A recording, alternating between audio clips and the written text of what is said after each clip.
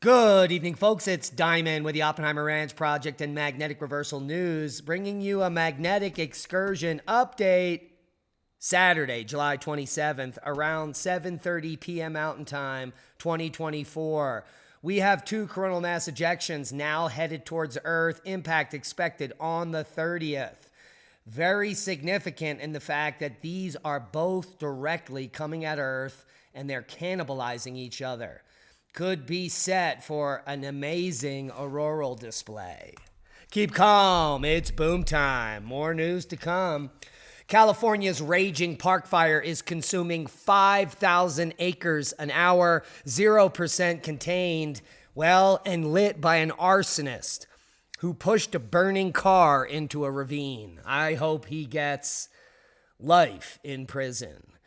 A raging inferno whipped by winds, California's park fire continued its relentless march through bone-dry wilderness across Butte and Tehama counties Friday into Saturday, ballooning to 350,000 plus acres, Cal Fire said, making it the seventh largest wildfire in California history.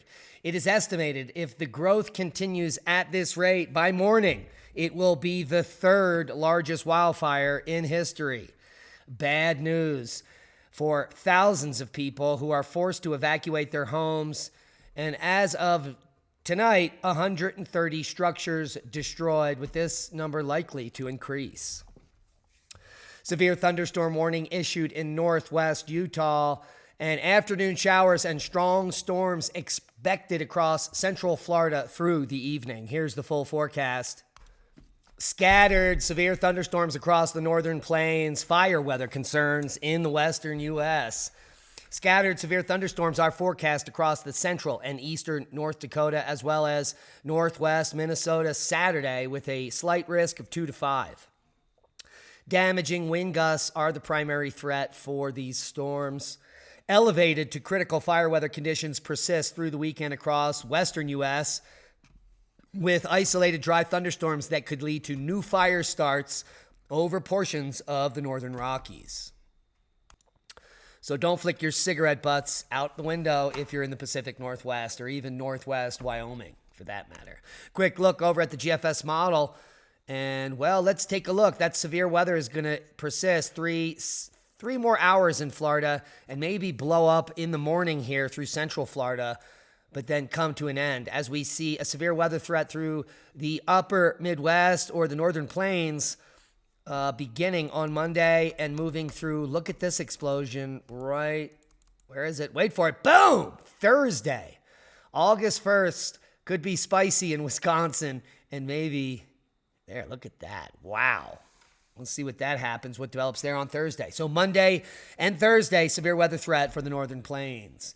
Let's take a look at total accumulated precipitation to see if any moisture is going to be coming to the region where the park fire is, and absolutely not. It is a dry hole, once again, all the way through mid-August. The Four Corners region and the desert here, especially in the southwest, including Arizona and New Mexico, looking very moist, which is good news for areas like Tucson and Flagstaff. Bad news for Ruidoso, which is suffering severe flood after flood. Seismic update. The frac quakes continue in Texas, the nexus of the Schmexus, completely disgusting. A new one, 3.2, at a different deep injection well, just kicked off earlier today. Overall, normal activity worldwide, which is good news for those in earthquake zones. Worldwide volcano news, we've got Merapi today puffing to 18,000 foot, Dukono to 8,000 foot, Sakurajima 9,000 foot puff, Sangay to 23,000. Ibu coming in at 7,000 foot. Semaru, who knew? Now you do. An eruption was reported today. Bezamiani puffing to 15,000 foot. Merapi to 11,000 foot. Sabancay to 27. Liwatobi to 10,000. Sangay to 20,000, Sabancay to 24,000, Fuego to 15,000, Ibu 7,000 foot puff, Semaru puffing as well as Sakurajima 10,000 foot puff. Bezamiani keeps puffing and passing, and Campi Falegrei, more seismic activity underneath the supervolcano. A new swarm of earthquakes started at Campi Falegrei.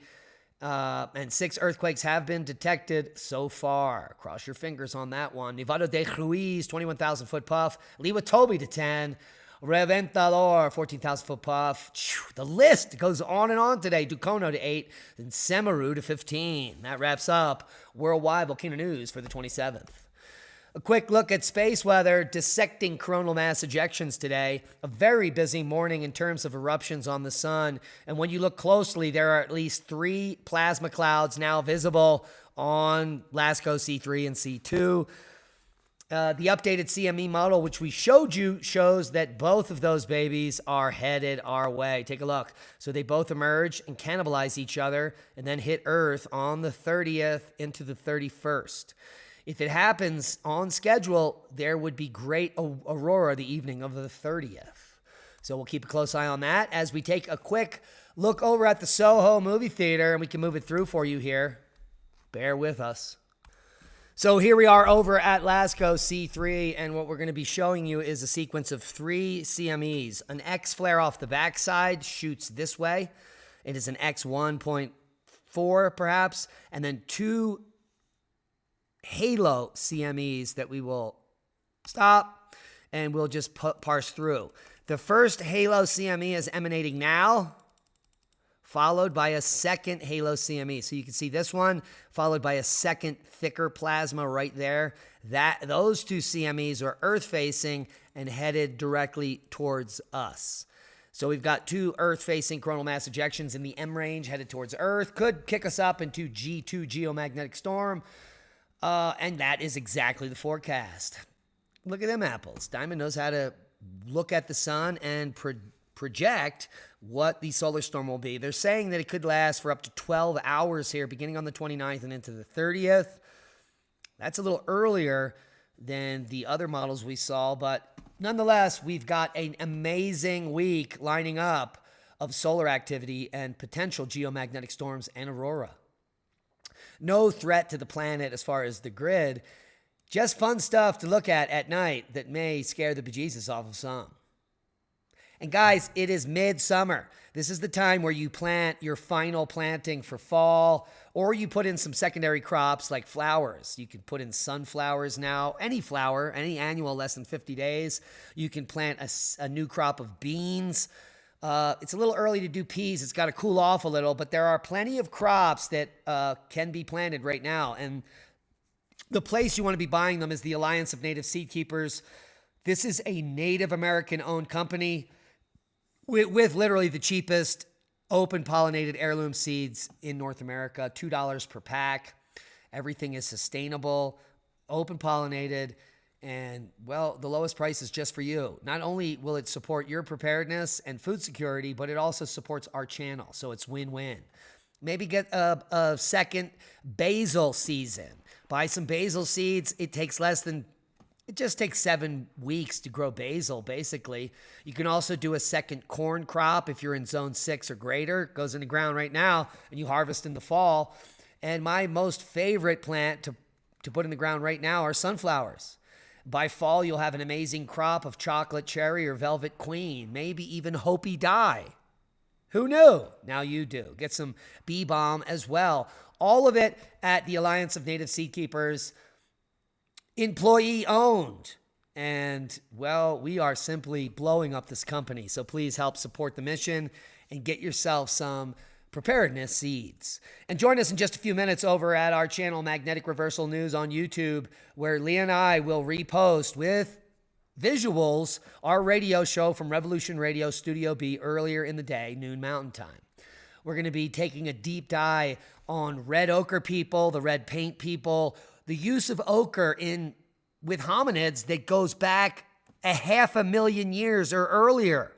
We've been using red ochre to protect ourselves from the harmful cosmic rays and UVR coming in during magnetic excursions time immemorial, since the first hominids walked Earth. We figured out that this Fe3O2 iron hematite red ochre protects from the harmful cosmic radiation as well as ultraviolet radiation.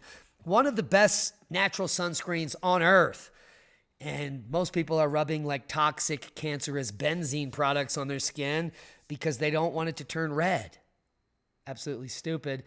Join us for an enlightening, and very poignant discussion in just a moment. And that's a boom to knowledge. Please share this video as we are shadow banned. We need your help to grow. Become a Patreon.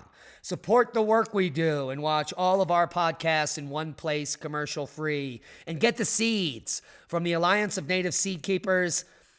Support your family, your preparedness. Seeds store indefinitely in a cool, dark place. So why not get them now and hedge your bets for the future?